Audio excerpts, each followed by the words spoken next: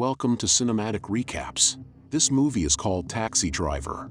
Taxi Driver is the story of Travis Bickle. He's a Vietnam War veteran with significant PTSD whose toxic lifestyle is taking a mental toll on him. He becomes obsessed with a woman who works for a politician, a young hooker, and with getting justice against the cruel world.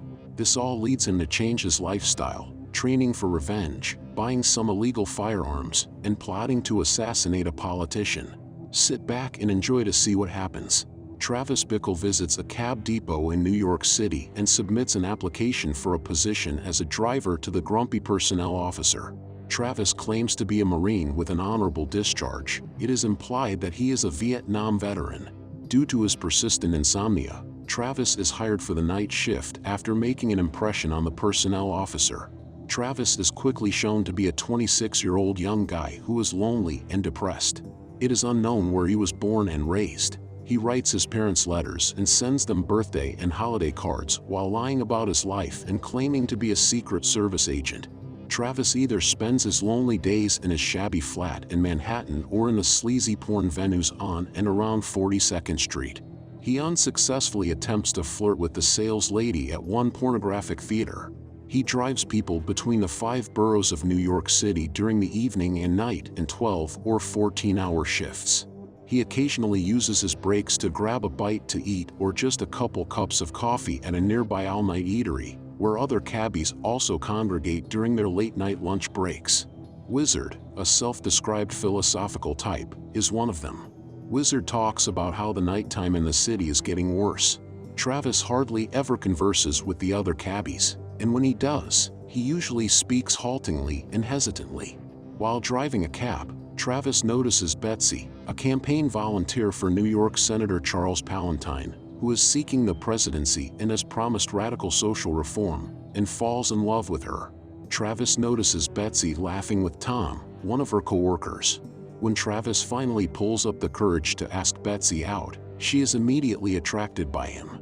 He flirts with her over coffee and expresses sympathy for her apparent loneliness before she decides to go on a date with him.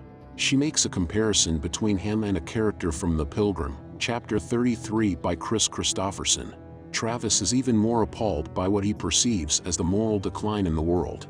Iris, a 12-year-old child prostitute, jumps in his cab one night while he is working shifts in an effort to get away from her pimp. Shaken by the incident, Travis is unable to leave the scene soon enough, and Sport, her pimp, arrives at the cab. Travis is haunted by the thought of his failure to save the girl until Sport drags Iris away from him and offers Travis a crumpled $20 money as a reward for keeping quiet. Travis picks up Senator Palantine and an assistant during one of his shifts. He informs the senator he intends to support him, and the senator responds by telling Travis that limo drivers teach him more than cab drivers do. Travis replies that he would like the next president to sweep the muck off New York City when the senator asks him what irritates him the most. Travis, however, brings Betsy to a pornographic theater for their date in order to watch a gritty Swedish sex education movie because he lacks social skills.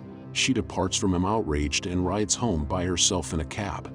The following day, he makes several attempts to make amends with Betsy by calling her and giving her flowers, but all of his efforts are unsuccessful and she won't talk to him. Travis confronts Betsy as he enters the campaign office again, yelling that she will burn in hell like the rest of them.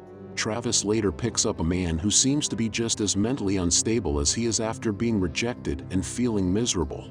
Travis is instructed by the man to park in front of an apartment complex and let the meter run. Travis is instructed to stare at the woman in the window, who he is informed is his wife, who is staying at her boyfriend's apartment. He tells Travis that he intends to use a .44 Magnum to kill them both. Travis tries to tell Wizard about his troubles with the young prostitute and others one evening at the restaurant, but when Wizard only offers a half-hearted reaction, Travis snaps. "That's just about the stupidest thing I ever heard." Travis's thoughts get more aggressive. He is horrified to see the prostitutes and other minor street crimes while driving around the city, so he seeks a way to vent his anger by purchasing several firearms from an illegal drug and weapons dealer. Travis has an alarmingly strong interest in Senator Palantine's public appearances, and it appears that he somehow holds the presidential candidate responsible for his own inability to win over Betsy. He may also be hoping to add her boss to his expanding list of targets. He returns to his apartment with his new weapons and starts a hard physical training regimen. He also practices a frightening speech in front of the mirror while drawing a pistol from a homemade sliding action holster on his right arm. "You talking to me?" Later, while watching a Palatine demonstration, he approaches a suspicious Secret Service agent and inquires about joining the agency before blending in with the crowd. Travis accidentally interrupts a robbery in an unattractive grocery store and shoots the would-be thief in the face. Adding to the bizarre violence, the sympathetic store owner encourages Travis to flee the scene, despite the fact that he lacks a permit for his firearms, before clubbing the nearly dead stick-up man to death with a steel pole. He later pursues Iris after spotting her on the street.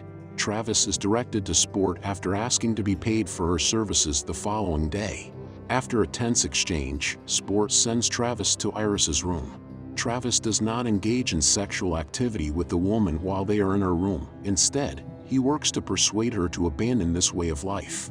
Travis becomes fixated with saving this gullible young woman who believes that hanging around with hookers, pimps, and drug dealers is more cool than dating young boys and attending school the following day when they meet for breakfast at a nearby coffee shop. Iris considers Travis's offer, but Sport lures her away and persuades her to stay as, apparently, Travis peers through the window of his cab. Travis encloses all of his money in a letter to Iris in which he also declares his intention to perish. Travis Bickle is abruptly and startlingly shown to be sporting a nasty mohawk hairstyle at a public demonstration, erasing any remaining question in the viewer's mind regarding his sanity. He infiltrates the crowd and gets ready to kill Senator Palatine, but he is seen by Secret Service agents and runs away.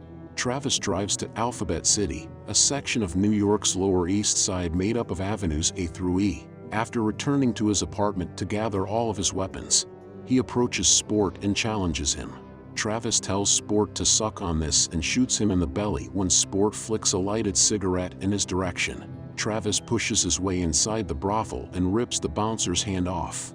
Travis is being pursued by Sport, who shoots Travis in the neck, causing an artery to burst from his neck, but Travis shoots Sport dead with one of his weapons. Travis slaps the yelling bouncer who follows him up the stairs after being shot at him once more.